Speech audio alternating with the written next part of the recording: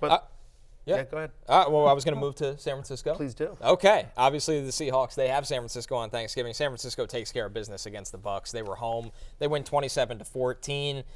Brock Purdy first, Niners quarterback with a perfect QB rating since, Jay, Joe Montana in 1989. Is he good? From Australia. That's Is that pretty guy decent. good? Yeah, no, that's pretty good. Brock Purdy. Yeah. I need some respect for Brock Purdy, gentlemen. He's been absolutely amazing the past 2 weeks. And yes, he has a great offense. He has Kyle Shanahan, but he is making some absolute dime throws. You look at the throw to Brandon Ayuk. That's a perfect throw. That is a next level throw. That is not a game manager throw. That is not a Trent Dilfer throw. He is an absolute monster at the moment. He leads the league in everything in terms of a quarterback. QBR, passer rating, EPA. He's averaging 9.7 yards per attempt. That is the second most in NFL history through 10 games. We should be talking about Brock Purdy as a top-tier MVP candidate, but he had ththose 3 games where 2 of them he got concussed in, so we don't think of him like that. But I think that he is a locked-in fantasy starter going forward. Trent Williams is back, Deebo Samuel is back, and he's playing as well as anyone at the quarterback position right now, Matthew. He leads the NFL with 9.7 yards per pass attempt as well. I think a lot of people think about the San Francisco, it's just dink and dunk, and then those guys run after the catch. Brock Purdy's a gunslinger. Yeah. He's not a game manager. He's a Same way in gunslinger. college. There's no question about it. When Deebo Samuel is healthy this year, he's averaging over 20 fantasy points per game. As we enter into Monday Night Football, he's the second best quarterback in fantasy. Yeah. Right? I mean, like we sit here and we talk about the Herberts of the world, the Josh Allens of the world, right? The Kylers of the world, Lamar Jacksons of the world.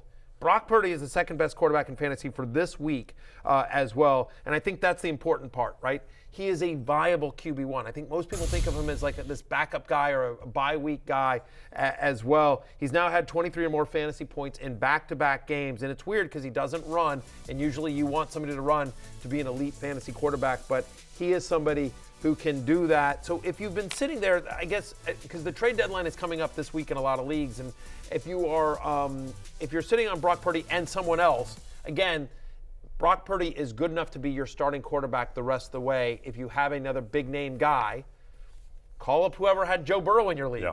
Be like, what do let's talk deal here. The other thing I was going to say, the crazy thing about that stat, the first San Francisco quarterback with a passing rating, perfect. The first quarterback in San Francisco with a perfect passer rating since Joe Montana. Reminds me of, I was just going to say, but he's no Sam Darnold.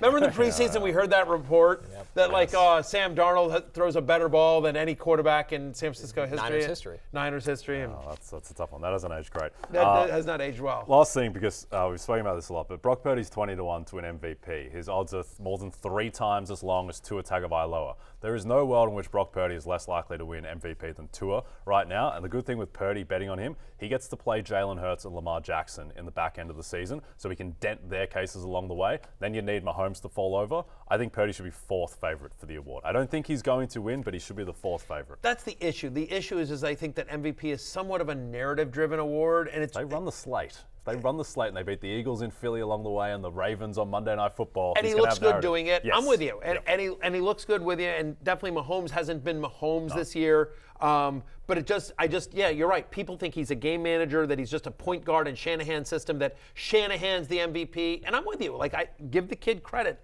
where credit's due. He's going to have to out-duel Jalen Hurts in Philly, and then the narrative will start to change if he balls out in that game. But given the odds, it's maybe worth throwing a couple bucks down over DraftKings when you use promo code Barry. Of course, a big day for his pass catchers. Brandon Ayuk, 5 catches, 156 yards, and the touchdown we showed on a perfect ball. George Kittle, 8 catches, 89 yards, and a touchdown.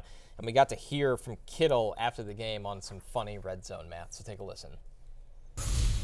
How about the red zone issues? I think you're 5 of 13, your last 13 trips. What are you seeing there that not finishing drives as much? How did we do today?